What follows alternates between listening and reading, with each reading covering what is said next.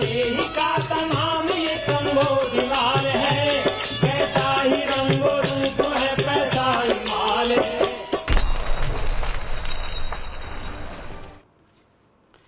नमस्कार, मैं हूं शुभम शंकरधर। आप देख रहे हैं मनी 9 मनी सेंट्रल में। आपका स्वागत है। मेरे साथ स्टूडियो में मनी 9 के एडिटर अंशुमान तिवारी जी जुड़ गए हैं। सर, बहुत स्वागत है आपका भी।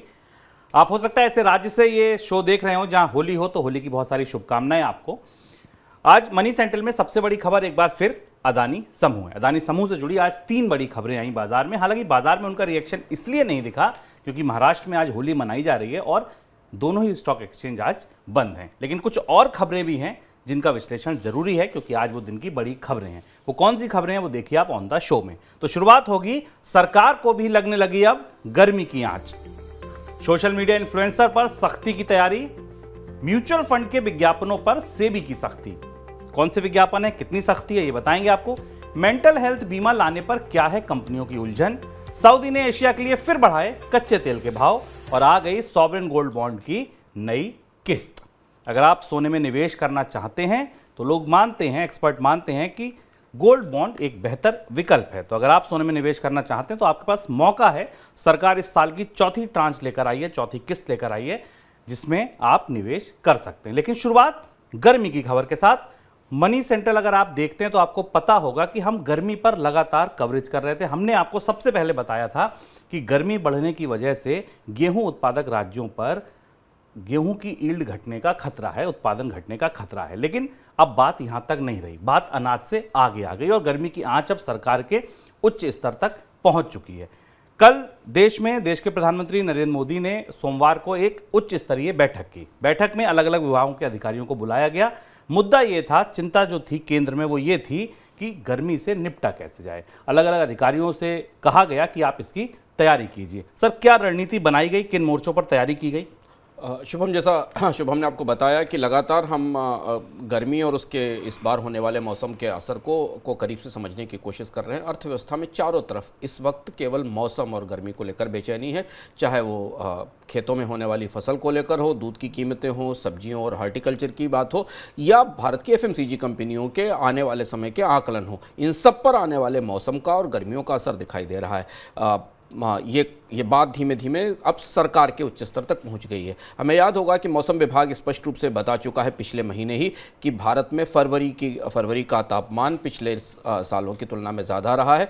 ज़्यादातर भारत का हिस्सा, उत्तर भारत का और उत्तर पूर्व भारत का हिस्सा में फरवरी में सामान्य तापमान से ज़्यादा तापमान दर्ज करता हुआ दिखाई दिया है। और इसलिए प्रधानमंत्री ने कल सभी प्रमुख विभागों की एक बैठक बुलाई थी और इसमें 2 बड़े महत्वपूर्ण फैसले हुए हैं। एक फैसला ये हुआ है कि मौसम विभाग से कहा गया है कि वो हीट वेव को लेकर और गर्मी के आकलन को लेकर नियमित और बहुत फ्रीक्वेंटली आकलन जारी करे। आमतौर पर मौसम विभाग के जो आकलन है वो समय के हिसाब से आते हैं, लेकिन शायद आने वाले समय में आपको आने वाले दिनों में कितनी गर्मी पड़ेगी इसके तेज और त्वरित अनुमान आते दिखाई देंगे अलग अलग क्षेत्रों के मामले में, जिसकी रोशनी में किसानों को, कंपनियों को, उत्पादकों को और अर्थव्यवस्था को तैयारी करने का मौका मिलेगा। और इससे हमें पता चलेगा कि भारत के किन हिस्सों में टेम्परेचर कितनी तेज़ी से बढ़ रहा है। बढ़ते हुए तापमान को आप जहाँ भी होंगे, भारत के जिस भी हिस्से में होंगे, चाहे दक्षिण में या उत्तर में या पूर्व में, पश्चिम में, लगातार महसूस कर रहे होंगे क्योंकि मार्च आते आते गर्मियाँ धीमे धीमे 30 डिग्री और के आसपास के टेम्परेचर दिखाई देने लगे हैं। दूसरी महत्वपूर्ण बात यह कि भारत में खाद्य भंडारण की नीति में बदलाव की तैयारियां शुरू हो गई हैं। प्रधानमंत्री की इस बैठक में कल फूड कॉर्पोरेशन ऑफ इंडिया, जो भारत की सबसे बड़ी खाद्य खरीद सरकारी कंपनी है, जो भारत में अनाज का भंडार तैयार करती है, उसे अनाज के भंडार बनाने के लिए, अतिरिक्त भंडार बनाने के लिए कहा गया है। हालांकि खाद्य निगम अकेले भंडार नहीं बनाता, राज्य सरकारों पर भी काफ़ी जिम्मेदारी होती है खाद्य के भंडार बनाने की। सेंट्रल वेयर हाउसिंग कॉर्पोरेशन है जो अनाज के भंडार बनाता है। लेकिन सरकार ये महसूस कर रही है कि मानसून पर अगर इस बार असर पड़ा, जिसका खतरा है अल नीनो के कारण, और अनाज के उत्पादन में कमी आई, तो भारत के पास अनाज भंडारों की पर्याप्तता नहीं है और उसकी तैयारियां अभी से शुरू हो गई हैं। ये 2 महत्वपूर्ण फैसले कल की बैठक में किए गए हैं और ये माना जा रहा है कि आने वाले दिनों में सरकार को और ज़्यादा तेज़ी से फैसले करने पड़ेंगे। सर, अनाज की बात आपने की, अनाज की व्यवस्था तो हो जाएगी क्योंकि जब गर्मी पड़नी शुरू हुई, ठीक है, ईल्ड थोड़ी बहुत 5-10% गिरावट आएगी ईल्ड में, प्रोडक्शन उम्मीद है कि उतना हो जाएगा। लेकिन पानी दूसरी बड़ी चुनौती है, यहाँ क्या तैयारी है? यहाँ सबसे बड़ी समस्या, और इसको लेकर हम कल समझने की कोशिश कर रहे थे विभिन्न विभागों से, सरकारी विभागों से। पानी को लेकर सरकार में गहरा असमंजस है। आपको याद होगा कि इससे पहले भी पिछले 2-3 सालों में, 4 साल पहले, जब गर्मियों में तापमान तेजी से बढ़ा है तो देश के बड़े हिस्सों में यहाँ तक पीने के पानी की कमी हो गई। आपको याद होगा कि कुछ साल पहले महाराष्ट्र के इलाकों में पानी की शॉर्टेज हुई थी और उसके बाद ट्रेन के टैंकर से पानी भेजा गया था। अभी इस तरीके का आकलन उपलब्ध नहीं है, पर सरकार की तरफ से शायद पानी की चुनौती को लेकर, पेयजल की समस्या को लेकर, खासतौर से देश के कई इलाकों में जहां अचानक तापमान आपको अप्रैल में 45 डिग्री 40 डिग्री के आसपास पहुंचता दिखाई देगा, वहां पानी की चुनौती दिखाई देगी। पेयजल को लेकर, औद्योगिक पानी को लेकर, सिंचाई के पानी को लेकर और पशुओं के लिए पानी की कमी को लेकर। अनाज के भंडारण की व्यवस्थाओं पर आपका याद होगा तो हम लोगों ने शुभम पिछले हफ्ते ही मनी9 के ऐप पर इकोनॉमिकम में विस्तार से चर्चा की थी, और जिसमें हम लोगों ने चर्चा में सुझाव भी दिया था कि भारत को अपने अनाज भंडारण की नीति मौसम के हिसाब से बदलनी पड़ेगी। तो शायद अनाज भंडारण की नई नीति हमारे सामने आती दिखाई दे रही है। बात अब दूध की। महंगे पशुचारे और आपूर्ति संकट की वजह से दिवाली तक दूध की कीमतें ऊपरी स्तर पर बनी रह सकती हैं। दिल्ली एनसीआर में दूध की सप्लाई करने वाली कंपनी मदर डेयरी के मैनेजिंग डायरेक्टर की ओर से बयान आया है। उन्होंने कहा है कि लंपी स्किन की बीमारी की वजह से दूध का उत्पादन पहले से प्रभावित हो रहा है। इसकी वजह से सप्लाई कम है, ऊपर से चारे की कीमतों में जोरदार बढ़ोतरी की वजह से दूध के उत्पादन की लागत जो है वो बढ़ गई है, और यही वजह है कि दूध की कीमतें आने वाले दिनों में ऊपरी स्तर पर रह सकती हैं। सर, गर्मी का असर यहाँ भी दिखेगा? हाँ, गर्मी का असर जो सबसे बड़ा दूसरा असर है अनाज के बाद और पानी की कमी के कारण, वो दूध पर दिखाई देगा। गर्मी के मौसम में वैसे भी फॉडर की, चारे की कमी होती है भारत में पारंपरिक तौर पर। दूध की कीमतों में बढ़ोतरी हम पिछले 1 साल से लगातार देख रहे हैं। पिछले साल कई बार दूध की कीमतें बढ़ाई गई। अब इस बार डेयरी कंपनियां एडवांस में ये बता रही हैं कि इस पूरे साल दूध की महंगाई रहने वाली है। और इसमें महत्वपूर्ण बात यह भी है जानना कि अगर सूखे जैसी परिस्थिति बनती है, जिसकी संभावना दिखाई दे रही है, तो पशुओं के लिए पानी और पशुओं के लिए चारे की समस्या और ज़्यादा चुनौतीपूर्ण हो सकती है, और इसका समग्र असर हमें भारत की खाद्य महंगाई पर दिखाई देगा। तो दूध की कीमतों की महंगाई से इस साल निजात मिलने की गुंजाइश नहीं दिखाई देती। अगली बड़ी खबर ये भी बहुत महत्वपूर्ण है, क्योंकि आप भी निश्चित तौर पर इंस्टाग्राम, यूट्यूब पे होंगे और बहुत सारे ऐसे इन्फ्लुएंसर होंगे जो आपको कोई प्रोडक्ट, कोई सर्विस बेचते दिखते होंगे और जिनसे इन्फ्लुएंस होकर आप भी उनको सोचने का विचार कर रहे होंगे। लेकिन अब इन सोशल मीडिया इन्फ्लुएंसर पर सख्ती की तैयारी हो गई है। सोशल मीडिया इन्फ्लुएंसर की तरफ से सोशल मीडिया पर विज्ञापन को लेकर सरकार ने नए दिशा निर्देश जारी कर दिए। दिशा निर्देशों का उद्देश्य है कि सोशल मीडिया इन्फ्लुएंसर उस प्रोडक्ट या सेवा के बारे में भ्रामक जानकारी ना दें जिनके बारे में वो पोस्ट कर रहे हैं। सर, पहला सवाल तो ये, सरकार को ये करना क्यों पड़ा? सरकार को इसलिए करना पड़ा कि भारत में एक बड़ा हिस्सा, लगभग अगर आंकड़े देखे जाएं तो 1200 करोड़ के आसपास का बाजार तैयार हो गया। 1275 से 1300 करोड़ रुपए का बाजार तैयार हो गया है, जिसमें इंस्टाग्राम, ट्विटर, फेसबुक और सोशल मीडिया पर तमाम इन्फ्लुएंसर बहुत सारे उत्पादों का इंडोर्समेंट करते दिखाई देते हैं। क्योंकि एक नए किस्म की संस्कृति सोशल मीडिया के साथ आई है, लोग उन्हें फॉलो करते हैं, तो उनके इन्फ्लुएंसर्स के रिकमेंडेशंस पर तमाम सारे प्रोडक्ट खरीदे जा रहे हैं जिन प्रोडक्ट्स की गुणवत्ता के बारे में जानकारी नहीं है।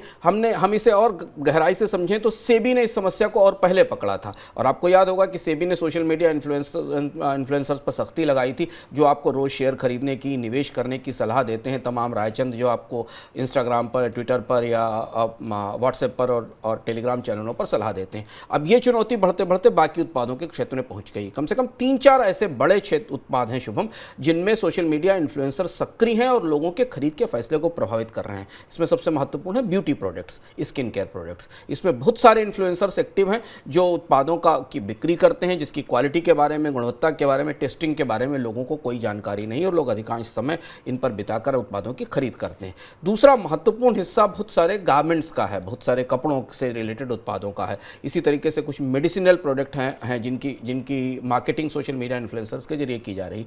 और स्थानीय स्तर पर, लोकल अर्थव्यवस्था में भी कई सारे छोटे प्रोड्यूसर्स और सेलर अपने इलाके के सोशल मीडिया इन्फ्लुएंसर से पेड प्रमोशन करा रहे हैं। सरकार को ये करने की ज़रूरत इसलिए पड़ी है क्योंकि इसके साथ बहुत जगह उपभोक्ताओं को बहुत गलत और प्रोडक्ट और गलत जानकारियां उनके पास पहुंच रही हैं। सख्ती कितनी होगी सर, कैसे की जाएगी, क्या सख्ती होगी? सख्ती के बड़े नियम तय किए गए। पहली बार ये उभरते हुए इन्फ्लुएंसर बाजार पर सरकार ने काफ़ी कसके शिकंजा कसा है। पहली चीज़ तो ये कि इन्फ्लुएंसर्स को स्पष्ट रूप से अपने कंटेंट के साथ ये बताना होगा कि ये एडवर्टाइजमेंट है, ये स्पॉन्सर्ड कंटेंट है, ये कोलैबोरेशन है, ये पेड प्रमोशन है। अभी आमतौर पर आप ये समझ नहीं पाते और बहुत छोटा सा कहीं लिखा होता है इंस्टाग्राम पर कि पेड प्रमोशन है या कोलैबोरेशन है, लेकिन अब स्पष्ट रूप से बताना होगा कि देख देखने वाला व्यक्ति जान सके कि जिस इन्फ्लुएंसर ने जिस उत्पाद को इंडोर्स किया है उसके लिए उसे ऐसा करने का पैसा मिल रहा है। हमने शुभम बिटकॉइन के दौर में और क्रिप्टो करेंसी के दौर में ये समस्या भारत में देखी थी और बहुत सारे लोगों ने भारत में क्रिप्टो करेंसी को इंडोर्स किया था और जिसमें बाद में उन लोगों को बड़ा नुकसान हुआ था। सख्ती इस लेवल तक की है कि इन नियमों का वायलेशन करने पर करीब 50 लाख रुपए तक का जुर्माना लगाया जा सकता है और 6 महीने के लिए और सोशल मीडिया इन्फ्लुएंसर का अकाउंट सस्पेंड भी किया जा सकता है। तो अब इस तरह से सोशल मीडिया इन्फ्लुएंसर्स पे दोनों तरफ से, भारत के बाजार के रेगुलेटर की तरफ से, मार्केट रेगुलेटर की तरफ से भी सख्ती शुरू हो गई है और बाकी जो अन्य उत्पादों की बिक्री करने वाले इन्फ्लुएंसर जो इस्तेमाल किए जा रहे हैं पेड प्रमोशन के लिए या कोलैबोरेशन के लिए, उन पर भी सख्ती शुरू हो गई। आप अगर सोशल मीडिया से इन्फ्लुएंस होते हैं, इन्फ्लुएंसर से इन्फ्लुएंस होते हैं, तो कृपया ध्यान रखें कि जो उत्पाद आपको दिए जा रहे हैं उनकी गुणवत्ता कैसी है, इसकी कोई गारंटी वहाँ उपलब्ध नहीं है। वो भी विज्ञापन है जैसे बाकी विज्ञापन आपको दिखाई देते हैं और इस चीज़ को स्पष्ट करना चाहती है सरकार इन नए नियमों के जरिए। आज का मनी सेंट्रल बड़ा खास है। हर वो खबर, अगली खबर आपकी जेब से जुड़ी है जिसको जानना आपको बहुत जरूरी है। अगली खबर म्यूचुअल फंड बाजार से। अगर आप भी म्यूचुअल फंड में किसी गारंटेड रिटर्न का विज्ञापन सुनकर, पढ़कर निवेश करने की सोच रहे हैं तो सतर्क हो जाइए, क्योंकि म्यूचुअल फंड के निवेश में गारंटेड रिटर्न जैसी कोई चीज होती ही नहीं है और अगर जो कंपनियां ऐसा विज्ञापन कर रही हैं तो दरअसल वे नियमों का उल्लंघन कर रही हैं। सेबी ने इस संबंध में AMFI को लेटर भेजा और कहा है कि इस तरह के विज्ञापन पर तुरंत रोक लगाइए। सर, म्यूचुअल फंड बाजार में हो क्या रहा था? ये समस्या निकली एक नए तरीके के प्लान से जो बाजार में आया। आप अगर म्यूचुअल फंड में निवेश करते हैं और नहीं करते हैं तो आप और उसे फॉलो करते हैं तो करीब से ध्यान रखिएगा कि अब कुछ ऐसे प्लान बाजार में उपलब्ध हैं जो एक किस्म से आपको एश्योर्ड रिटर्न की गारंटी देते हैं, यानी वो एक गारंटी देते हैं कि रिटर्न आएगा। और ये समस्या आई सेबी की निगाह में म्यूचुअल फंड कंपनियों की तरफ से, जिनको कहते हैं सिस्टमेटिक स्विच प्लान, SWPs कहते हैं। ये वो प्लान है जिसमें कि आप एक निर्धारित समय के बाद म्यूचुअल फंड से पैसा निकाल सकते हैं। ये SIP से अलग है, सिस्टमेटिक स्विच प्लान है और इनका इस्तेमाल बहुत सारे लोग, जो रिटायर्ड लोग हमें पैसा लगाने में करते हैं और वो अपनी ज़रूरतों के मुताबिक इससे पैसा निकालते जाते हैं। इन प्लान्स के प्रचार में म्यूचुअल फंड्स कुछ इस तरीके का दावा कर रहे हैं कि जैसे आपको एक निर्धारित समय से पैसा निकालते हुए एक तयशुदा रिटर्न मिलेगा, जबकि हमें पता है कि म्यूचुअल फंड पर रिटर्न की गारंटी नहीं दी जा सकती, क्योंकि म्यूचुअल फंड स्टॉक मार्केट में निवेश करते हैं और स्टॉक मार्केट में निवेश के अपने जोखिम हैं, बाजार में उतार चढ़ाव होता है। लेकिन इस SWP के साथ अब म्यूचुअल फंड को लेकर इस तरीके का माहौल बनाया जा रहा है कि ऐसा प्रोडक्ट है जो FD की तरीके से या बॉन्ड की तरीके से गारंटीड रिटर्न देता है या एश्योर्ड रिटर्न देता है। सेबी ने इस पर काफ़ी सख्ती की है। सेबी ने MFI को, जो म्यूचुअल फंड की एसोसिएशन है, उसको चिट्ठी लिखी है और इस तरीके के विज्ञापन तत्काल रोकने के लिए कहा है। तो अगर आप भी किसी SWP में इन्वेस्ट कर रहे हैं, सिस्टमेटिक स्विच प्लान में इन्वेस्ट कर रहे हैं या किसी इस तरीके की योजना में इन्वेस्ट कर रहे हैं, तो ध्यान रखें कि म्यूचुअल फंड आपसे सच नहीं बोल रहा है। म्यूचुअल फंड में रिटर्न की गारंटी नहीं है। म्यूचुअल फंड भी बाजार के अपने जोखिमों के अधीन ही काम करता है और इसलिए निवेश करते समय ये ध्यान रखें कि बाजार के खतरे म्यूचुअल फंड के निवेश में भी हैं और पारदर्शिता की दृष्टि से बहुत ज़रूरी है कि आपको पता रहे कि आप किस म्यूचुअल फंड प्लान में कितना निवेश कर रहे हैं।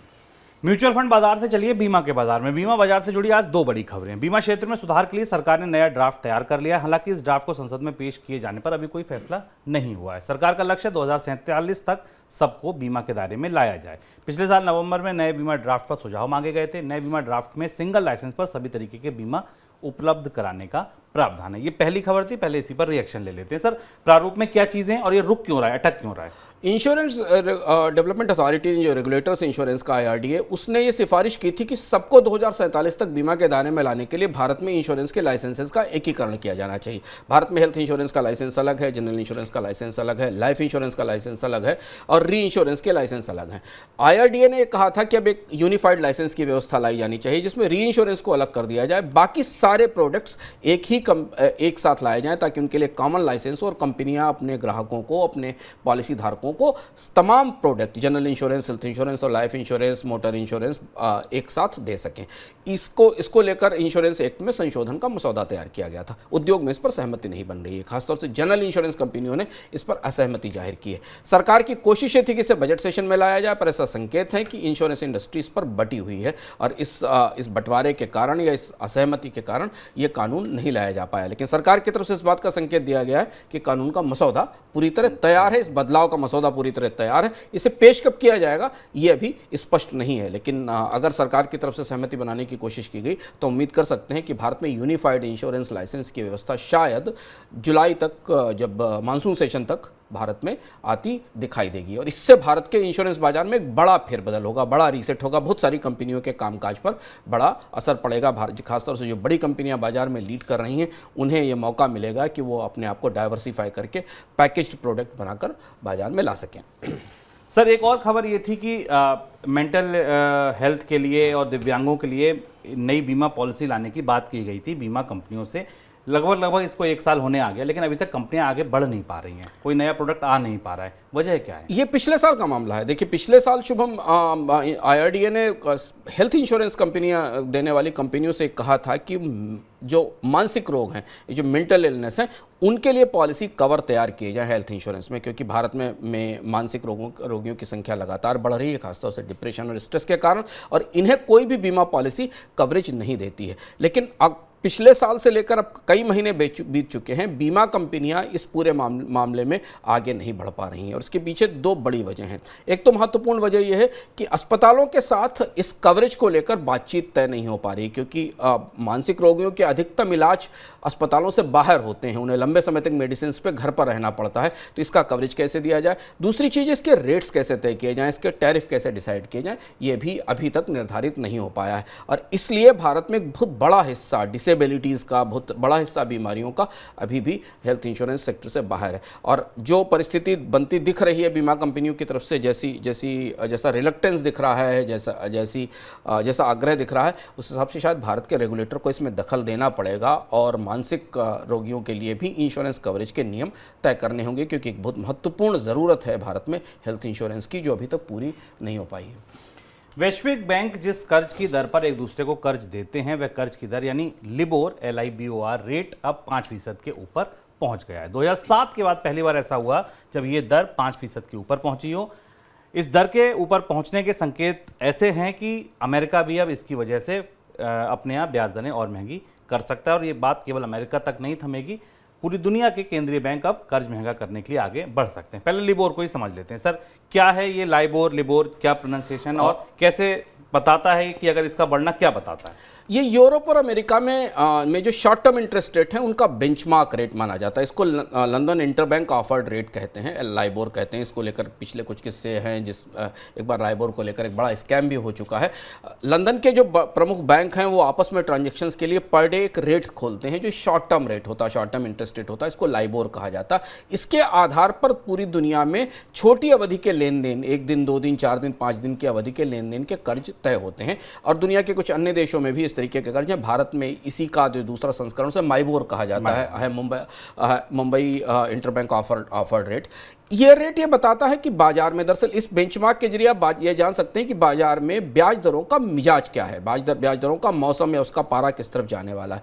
और पहली बार 15 साल में लंदन इंटरबैंक ऑफर्ड रेट या लाइबोर 5% से ऊपर निकल गया। इसके 2 बड़े संकेत हैं। अमेरिका के बाजार में अब इस बात की संभावना है कि फेडरल रिजर्व ब्याज दरों में बढ़ोतरी करते करते उसे 5.5% तक ले जा सकता है, 5.5% तक ले जा सकता है, क्योंकि फेडरल रिजर्व को महंगाई को नियंत्रित करने में गहरी असुविधा महसूस हो रही है। तमाम कोशिशों के बाद, साल भर की कोशिशों के बाद भी ब्याज दरों में कमी आती नहीं दिखाई दे रही है, और ये संकेत बाजार से मिला। और इसके बाद पूरी दुनिया के जो वित्तीय बाजार हैं उनमें अब इस बात की तैयारियां शुरू हो गई हैं कि ब्याज दरों में बढ़ोतरी का एक नया और बड़ा दौर फिर आने वाला है। सर, बदलने क्यों लगा ये परिदृश्य अचानक? अब तो बातें ये होने लगी थी कि अब हम पीक आउट हो गए हैं, यहाँ से ब्याज दरें कम होने की शुरुआत हो जाएगी, अब पूरी दुनिया में एक बार फिर यहाँ से ब्याज दरें और बढ़ने की शुरुआत होने लगी। अमेरिका के फेडरल रिजर्व की कोशिशें, ब्याज दरें बढ़ाने की कोशिशें उतनी कामयाब होती नहीं दिखाई दी।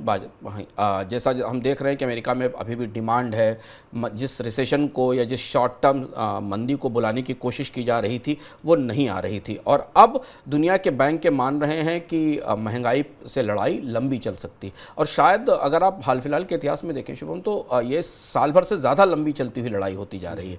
यही समय था पिछले साल जब ब्याज दरें बढ़ना शुरू हुई थी, फरवरी मार्च के आसपास। 1 साल से ज़्यादा समय बीत चुका है और ये ब्याज दरों में बढ़ोतरी लंबी चलने वाली है। लंदन का जो इंटरबैंक का रेट है, ये इस बात का पूरा संकेत दे रहा है कि शॉर्ट टर्म क्रेडिट पर और लॉन्ग टर्म क्रेडिट पर भी कम से कम 1-2 साल में ब्याज दरों में बढ़ोतरी रह सकती है। दूसरी और महत्वपूर्ण बात यह है कि बैंक अब इस बात को लेकर थोड़ा मुतमईन होते जा रहे हैं कि महंगाई को पैदा करने वाले या महंगाई को बढ़ाने वाले कारक ज़्यादा जिद्दी हो चले हैं। हालांकि दुनिया में आर्थिक विकास दर में गिरावट आ रही, मांग में कमी आ रही है, लेकिन जिन वजहों से कोर इन्फ्लेशन पूरी दुनिया में बढ़ रही है, कोर जो ठोस महंगाई है जिसको जो कि मौसमी महंगाई से अलग है, कोर इन्फ्लेशन पूरी दुनिया की सबसे बड़ी चुनौती बनी, जो बहुत तेज़ी से बढ़ रही है और मजबूत भी है इस समय। और इसलिए इस बात की संभावना है कि ब्याज दरों में बढ़ोतरी लंबी चल सकती है और इसलिए अब दुनिया के बाजार इसे अपने लिए तैयार कर रहे हैं। सर, भारत में क्या संभावना है? अगर अमेरिका में ब्याज दरें बढ़ती हैं, भारत पर क्या असर होगा? आज यूबीएस की एक रिपोर्ट आई है। यूबीएस ने अपनी रिपोर्ट में भारत के बारे में संभावना जाहिर की कि दुनिया के बाजारों ने इस बात की तैयारी कर ली है कि फेडरल रिजर्व 5.5% तक ब्याज दरों में बढ़ोतरी करेगा। भारतीय बाजारों को अब इसकी तैयारी करनी पड़ेगी, क्योंकि भारत में अगर अमेरिका में 6% तक ब्याज दरें बढ़ती हैं तो इसका सीधा असर भारतीय बाज़ारों पर पड़ेगा और इसलिए भारतीय बाज़ारों में ब्याज दरें बढ़ने के कारण विदेशी निवेशकों के रुख पर, नज़रिए पर असर पड़ने की संभावना है और इसका असर हम पिछले कुछ महीनों से बाज़ार में देख रहे हैं। आज शेयर बाज़ार बंद है, इसलिए लाइबोर के 5% से ऊपर जाने की खबर का असर बाज़ार पर क्या हुआ है हमें नहीं दिखाई पड़ा, लेकिन कल बाज़ार खुलेगा तो हमें इस बारे में बाज़ार की प्रतिक्रिया, स्टॉक मार्केट की प्रतिक्रिया दिखाई देगी। दूसरी तरफ जो बड़ी चुनौती है वो रिजर्व बैंक के लिए है, क्योंकि रिजर्व बैंक इतनी लंबी लड़ाई लड़ने की स्थिति में नहीं है। भारतीय अर्थव्यवस्था ब्याज दरें ऊंची रखने के, इतने लंबे समय तक ब्याज दरें ऊंची रखने की स्थिति में नहीं दिखती, जबकि भारत की आर्थिक विकास दर 5% से नीचे चली गई है पिछले क्वार्टर में, अगले क्वार्टर में फिर 5% से नीचे रहेगी, अगले साल 6% और 6% से नीचे भी रह सकती। ऐसी स्थिति में सस्ती कैपिटल की ज़रूरत अर्थव्यवस्था को है, लेकिन जैसे संकेत पूरी दुनिया के बाजारों से आ रहे हैं उस हिसाब से रिजर्व बैंक को ब्याज दरों में बढ़ोतरी की प्रक्रिया लंबे समय तक जारी रखनी होगी और इसका असर भारतीय बाजारों पर पड़ेगा। इसलिए यूबीएस और दुनिया के कई सारे निवेशक इस बात के लिए आगाह कर रहे हैं कि भारत के निवेशकों को इस माहौल में, बढ़ती ब्याज दरों के माहौल में और ज़्यादा सतर्क रहना चाहिए। बाजार में तेज उतार चढ़ाव इस पूरे साल चल सकता है। भारत को कच्चे तेल के बड़े सप्लायर सऊदी अरब ने एशिया और यूरोप के लिए कच्चे तेल की कीमतों में बढ़ोतरी की है। दोनों क्षेत्रों में कच्चे तेल के लिए बढ़ती मांग को देखते हुए सऊदी अरब ने कदम उठाया है। सऊदी अरब की तरफ से तेल महंगा होने की वजह से देश में कच्चे तेल का आयात खर्च बढ़ सकता है। सर, कितनी कीमत बढ़ाई है और इसका 50 सेंट की कीमत बढ़ाई है अरब ने, जो कि पर बैरल के हिसाब से $2.5 पर बैरल के आसपास से, और ये लगातार दूसरी बढ़ोतरी है। पिछले महीने भी सऊदी ने एशिया के बाज़ारों के लिए अपने कच्चे तेल की कीमतों में बढ़ोतरी की थी और ये माना जा रहा है कि सऊदी अरब में कई सारी नई रिफाइनरीज भी उत्पादन शुरू कर रही हैं अरामको के साथ, और इस वजह से बढ़ते बाजार को देखते हुए सऊदी अरब की कंपनियां तेल की कीमतों में और ज़्यादा रिटर्न हासिल करने की कोशिश कर रही हैं। इसका असर हमें अंतर्राष्ट्रीय स्तर पर तेल की कीमतों पर भी दिखाई देगा, क्योंकि जैसे ही सऊदी अरब से कल फैसला आया, कच्चे तेल ने $85 का स्तर तोड़ दिया और आज 86 साढ़े $86 पर बैरल के आसपास दिखाई दे रहा है। ये बढ़ोतरी केवल एशिया के बाज़ारों के लिए है, तो भारत सऊदी अरब से बड़ी मात्रा में कच्चे तेल का आयात करता है, इसलिए भारत के कच्चे तेल के बिल में बढ़ोतरी होने की संभावना है।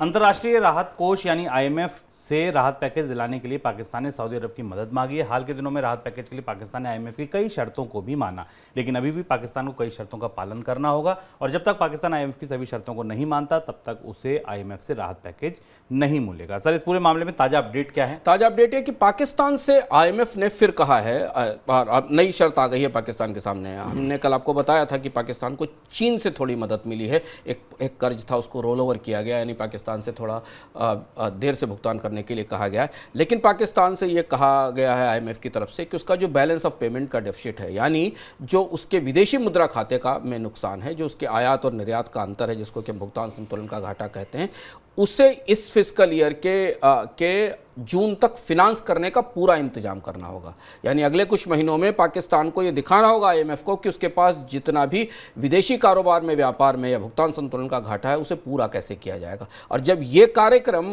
आईएमएफ के सामने रखा जाएगा तब आईएमएफ की तरफ से फंडिंग आ पाएगी, जो पाकिस्तान के लिए बहुत असंभव सा दिखाई देता है, क्योंकि पाकिस्तान के पास विदेशी मुद्रा भंडार बेहद सीमित है, संभावनाएं काफ़ी कम है।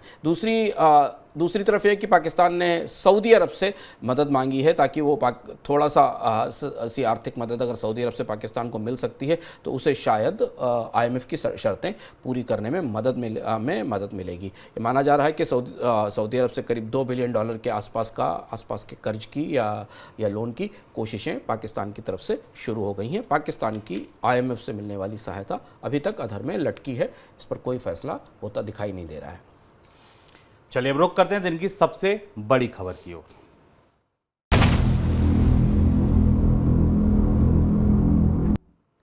बड़ी खबर एक बार फिर अदानी समूह। आज बाजार में अपडेट नहीं है, जैसे मैंने आपको बताया कि आज बाजार बंद है, लेकिन खबरें कुछ जरूर हैं और निश्चित तौर पर इनका असर कल आपको पता चलेगा। नेशनल स्टॉक एक्सचेंज यानी एनएससी ने अदानी ग्रुप की कई कंपनियों को कुछ 3 इंडेक्स से निकाल दिया। ये 3 इंडेक्स कौन से हैं? अल्फा 50, अल्फा 100 और अल्फा 30 इंडेक्स से बाहर किया। Adani enterprises, Adani green, Adani transmission और अदानी टोटल गैस को निफ्टी अल्फा 50 से बाहर किया गया। इसके अलावा इन 4 कंपनियों के साथ अदानी पोर्ट्स को निफ्टी 100 अल्फा 30 इंडेक्स से बाहर किया गया है। इंडेक्स के ये बदलाव जो है 31 मार्च से लागू होंगे। सोमवार शाम को एनएससी की तरफ से ये जानकारी दी गई। चलिए पहला यहीं से बात शुरू करते हैं। सर, ये अल्फा इंडेक्स क्या है और इनके बाहर होने का मतलब कंपनियों के लिए क्या है? निफ्टी अपने बहुत सारे सूचकांक तैयार करता है। जो शेयर बाजार को करीब से जानते हैं उनको अल्फा और बीटा के बारे में मालूम होगा। अल्फा स्टॉक्स वो होते हैं जो आमतौर पर जो बाजार का बेंचमार्क स्तर है उससे ऊपर परफॉर्मेंस करते हैं, और ऐसे अच्छे परफॉर्म करने वालों के, गुड परफॉर्मिंग स्टॉक्स का एक अलग सूचकांक बनाया जाता है, जो कि दुनिया के तमाम स्टॉक एक्सचेंजों में भारत के एनएससी ने भी एनएससी 50 के नाम से और एक दूसरा एनएससी 130 अल्फा इंडेक्स बनाया है। इस इंडेक्स से अब अडानी के स्टॉक्स बाहर किए गए हैं, जिसमें से 3 स्टॉक्स बाहर किए गए हैं एनएससी 50 से और एक स्टॉक बाहर किया गया है एनएससी 130 अल्फा इंडेक्स से।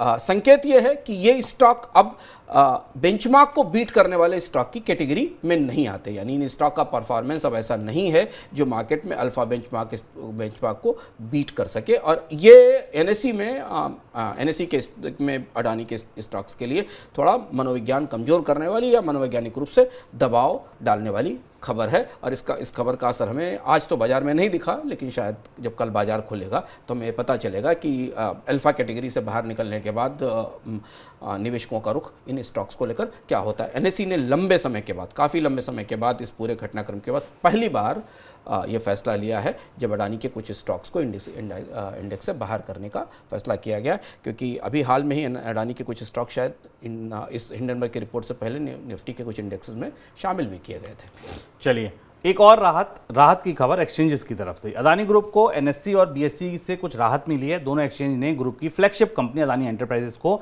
अतिरिक्त सर्विलांस फ्रेमवर्क से बाहर कर दिया। 6 फरवरी को अदानी पोर्ट्स और अंबुजा सीमेंट सहित अदानी एंटरप्राइजेस को अतिरिक्त सर्विलांस फ्रेमवर्क में रखा गया था। सर, इस सर्विलांस से, निगरानी से बाहर आने से क्या होगा? क्या सर्विलांस में डाला गया था अडानी एंटरप्राइजेस को उस समय जबकि अडानी एंटरप्राइजेस के शेयर में तेज गिरावट हो रही थी, काफ़ी ट्रेडिंग हो रही थी, शॉर्ट सेलिंग के रिस्क भी थे, और आमतौर पर जब किसी स्टॉक को सर्विलांस मैकेनिज्म में डाला जाता है एनएससी में तो ट्रेड करने वालों को ज़्यादा मार्जिन देना पड़ता। आप लंबे समय तक सौदा तैयार नहीं रख सकते, खड़ा नहीं रख सकते, उसके लिए मार्जिन ज़्यादा देना पड़ता है। अब सर्विलांस नेटवर्क से बाहर, सिस्टम से बाहर आने के बाद अडानी के स्टॉक्स में सामान्य रूप से ट्रेडिंग हो सकेगी। ये आमतौर पर ट्रेडर्स की दृष्टि से एक सकारात्मक खबर है, जिसका भी असर हमें कल बाजार से पता चलेगा। इस बीच अदानी ग्रुप के मुंद्रा पावर प्लांट पर भारी कर्ज चिंता का विषय बना हुआ है। ग्रुप पर भारी पड़ रहा है ये कर्ज। मुंद्रा पावर प्लांट पर करीब $1.8 अरब का घाटा है और पावर प्लांट की कुल देनदारी उसकी संपत्तियों से ज़्यादा हो गई है, इसलिए ये चिंता गहरा रही है। सर, इसको लेकर लगातार सवाल क्यों उठ रहे हैं? ये एक किस्म की फॉल्ट लाइन है अडानी समूह में मुंद्रा पावर प्लांट। इसको लेकर ब्लूमबर्ग की खबर आई है। इसके बाद बाजार में तमाम औपचारिक और अनौपचारिक रूप से चर्चा चल रही है कि अडानी समूह ने अपने घाटे के बावजूद $1.8 बिलियन के आसपास के लॉसेज हैं, के लायबिलिटीज़ हैं एसेट से ज़्यादा, उसके बाद भी अडानी समूह ने मुंद्रा पावर प्लांट के जरिए करीब $1 बिलियन का डेट लिया, जो कि क्रिएटिव डेट फिनांसिंग थी। कई अलग अलग तरीकों से कर्ज लिया है। इसमें से बहुत सारा ऐसा कर्ज है जिसे चुकाने के लायक क्षमताएं मुंद्रा पावर प्लांट के पास और अडानी समूह के पास नहीं है। अडानी समूह की तरफ से आधिकारिक रूप से इसमें कुछ कहा नहीं गया है, लेकिन जैसा हम आपको शुरुआत से बार बार बता रहे हैं कि अडानी समूह की अलग अलग कंपनियों पर जो कर्ज है वही समूह की सबसे बड़ी कमजोरी है, सबसे बड़ी मर्ज है। और मुंद्रा पावर प्लांट अडानी समूह के पावर प्लांट के कंपनियों में सबसे महत्वपूर्ण है और वहाँ से ये निकलती हुई खबर बॉन्ड निवेशकों को परेशान करेगी। अब आप यहाँ से तार जोड़ सकते हैं कि भारत की एजेंसी इक्रा ने आखिर अडानी समूह के की साख को स्टेबल से घटाकर निगेटिव क्यों किया था, क्योंकि जगह जगह कई जगह अलग अलग कंपनियों में कर्ज के खतरे के बल्ब जल रहे हैं। चलिए एक और अपडेट अदानी ग्रुप से जुड़ा। ऑस्ट्रेलिया में अदानी ग्रुप के निवेश को लेकर ऑस्ट्रेलिया की तरफ से कहा गया है कि उनके देश में ग्रुप का कारोबार सफलतापूर्वक चल रहा है और ऑस्ट्रेलिया में अदानी ग्रुप सबसे बड़ा भारतीय निवेशक बना हुआ है। आगे बढ़ते हैं, कुछ और खबरें देख लेते हैं मनी सेंट्रल झटपट में।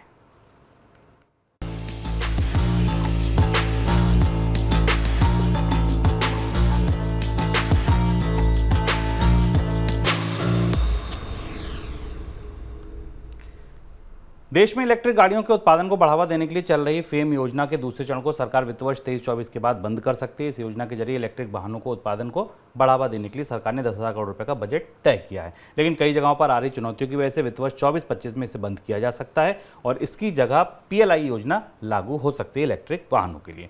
अगली खबर गोल्ड बॉन्ड से जुड़ी। सॉवरेन गोल्ड बॉन्ड निवेश की चौथी किस्त सरकार ने लॉन्च कर दी है। निवेश के लिए सोने का भाव 50 रुपये डिस्काउंट दिया जा रहा है और प्रति ग्राम 5611 रुपये का भाव तय किया गया है।